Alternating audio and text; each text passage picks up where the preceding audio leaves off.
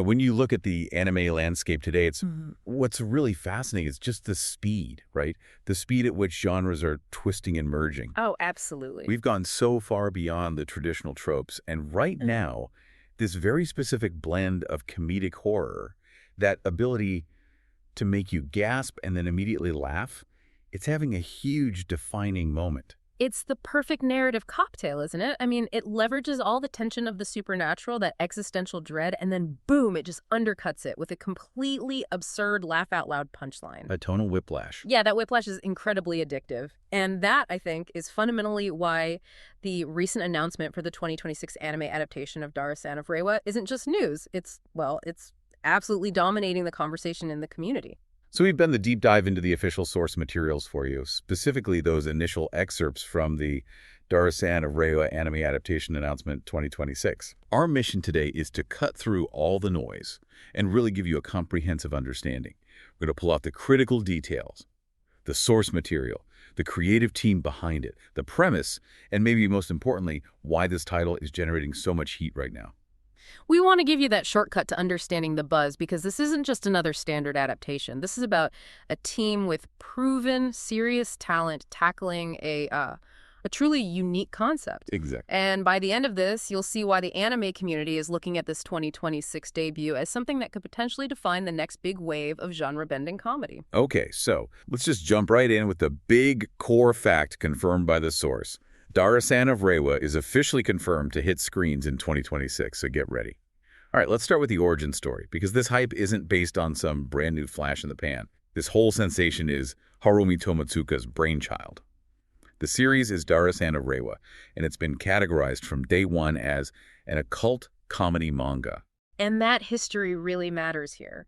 This manga has been steadily and sort of quietly building a very committed readership since it first launched back in March 2022. So it has that foundation of fan love already. It absolutely does. The sources describe its general appeal as a delightful spook fest.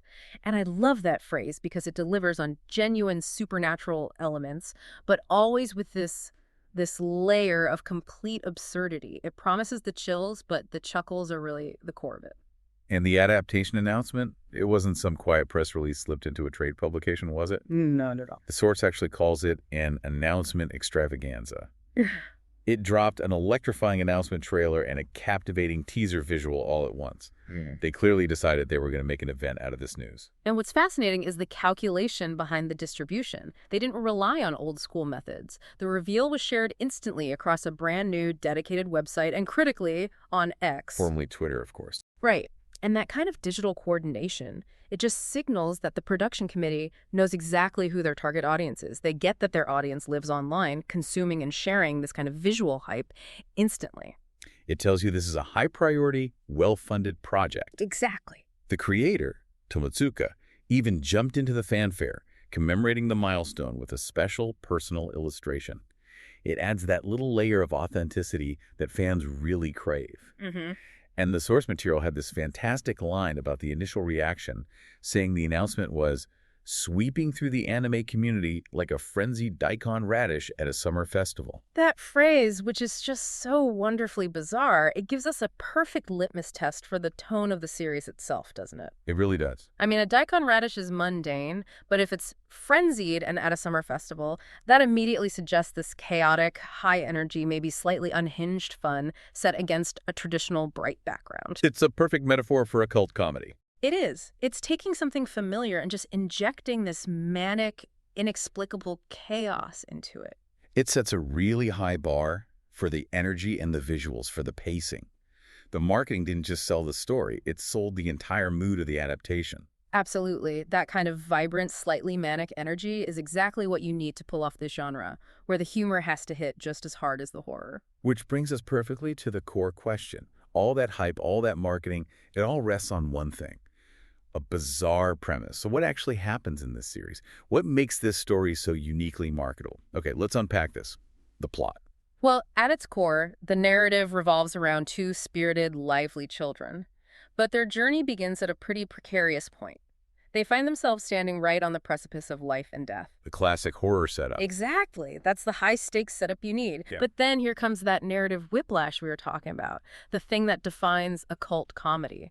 Instead of a typical ghostly encounter or some desperate fight for survival, their terrifying moment unfolds when a fearsome, many-armed entity, the source really emphasizes this cosmic Lovecraftian imagery, swings open a portal And invites them to a sleepover. and invites them to a sleepover. That is the core mechanism of the comedy, and it's just brilliant.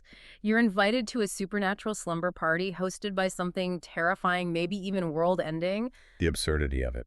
The absurdity, that juxtaposition of mortal crisis and cosmic horror with a cozy, domestic, childish setting like a sleepover, that's the narrative engine. It forces you to immediately laugh at what should be purely frightening. The existential dread is instantly domesticated. It completely disrupts every single horror expectation you walk in with. It must make the source material highly adaptable because the story clearly isn't just about, eerie shenanigans. Oh, not at all. If we look broader at the content discussed in the announcement, the manga takes readers on this roller coaster that blends the horror and the hilarity with these incredibly specific, grounded childhood activities. Things like summer festivals and handicraft adventures. And that's a key insight for you to take away. This isn't just about throwing jokes at a monster. The manga's genius is in constantly contrasting those high-stakes supernatural elements with these incredibly low-stakes, relatable, domestic childhood moments. So a cosmic entity demanding you participate in a craft project. Pretty much. And that blending is what keeps the audience grounded in the humor, while at the same time allowing the occasional genuine horror beat to feel even more impactful because you've completely let your guard down. It's a truly unique combination. It avoids all the cliches. It lets the show play with scale, too. Mm-hmm. You're dealing with beings of immense power, but their motivations are almost as trivial and petulant as a child's. That contrast must give the writing a huge amount of dynamic potential. Exactly. And to realize that potential, you absolutely need a creative team that can handle both the vibrant, grounded comedy and the visual execution of the horror. Which brings us to our next segment. So now let's shift focus. Because understanding the unique premise is, well, it's only half the battle. Understanding the creative team is how we gauge the potential, quality, and ambition of the adaptation. Mm-hmm. And here's where it gets really interesting. Because the staff attached to this, it signals serious commercial intent and really high production values. Absolutely. When a title generates this much buzz, you have to look at who is steering the ship. Yeah. So at the helm, we have director Masato Suzuki. And for context, his past work includes the very colorful, chaotic, and heavily praised Gushing Over Magical Girls. Let's just pause on that for a second because that choice is highly strategic. Why is a director known for a high-energy, visually vibrant series like Magical Girls, which often involves absurd, chaotic action and character reactions, why is he the perfect fit for a cult comedy? Right, what's the connection? It's because this kind of comedy requires a mastery of visual timing and high-impact expressiveness.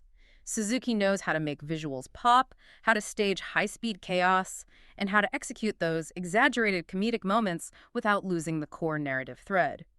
He brings that manic energy we were talking about earlier. That's a great connection. Okay. Okay, and then we look at the character designer, which is critical for a series that relies on expressive characters to sell the absurdity. That role has gone to Koichi Kikuta. A huge name. A huge name. Kikuta is a known quantity, incredibly well-regarded, recognized for his vibrant and beloved character work in the hugely successful cult classic Konosuba. And the Kikuta connection is a massive signal to the audience. Konosuba is, it's arguably the gold standard for blending comedy, adventure, and expressive animation. His characters are known for being instantly recognizable and for their incredible range of exaggerated facial expressions. The exact tool you'd need when a fearsome, many-armed entity decides to pout because the kids won't eat their cosmic snacks. Exactly. That name alone sets an expectation for the visual aesthetic, for the character dynamics, and importantly, for high-quality animation fluidity during all those action and reaction sequences. Okay, so we have the visuals and the pacing covered. But comedy and horror, especially in anime, relies so much on atmosphere and transition. And that brings us to sound production. Mm-hmm. Rei Ishizuka is leading the musical charge. She's recognized for contributions to highly stylistic scores like those in King of Prism, Shiny Seven Stars. And the music production overall is being handled by Lantis. And the involvement of Lantis, who are a major force in anime music production, that just signals a substantial investment in the audio experience. Sound is everything in this kind of genre blend. Everything. Ishizuka and Lantis' involvement suggests they are building a score that can pivot sharply, moving from the light, upbeat joy of a summer festival or a craft session to the heavy, discordant dread of the occult in a matter of seconds. You need music that doesn't just accompany the scene but actively forces that tonal shift. It implies a sophisticated understanding of sound design, beyond just background music. They'll need audio cues that deliver the punchline as much as the animation does. It's a synthesis. It has to be. So when you look at the collective talent, the director known for vibrant visuals, the designer known for beloved, expressive characters, and a high-caliber sound team, the source material's description feels completely earned. It's shaping up to be a team as colorful as the festival lights illuminating a summer night. This isn't just a standard adaptation designed to placate fans while they wait for something better. They are bringing serious firepower to this occult comedy, suggesting the studio believes this adaptation will be a flagship title for 2026. So we know the show is coming 2026. We know the creative team is A-list, and we know the unique, bizarre premise. But what if you, our listener, want to engage with the source material now while waiting for that animation magic to happen? That's a great question because accessibility is a crucial part of the whole excitement cycle. The manga is actively serialized monthly, so you can find it on Kadokawa's Kadokormi platform and also on Nigo Sega.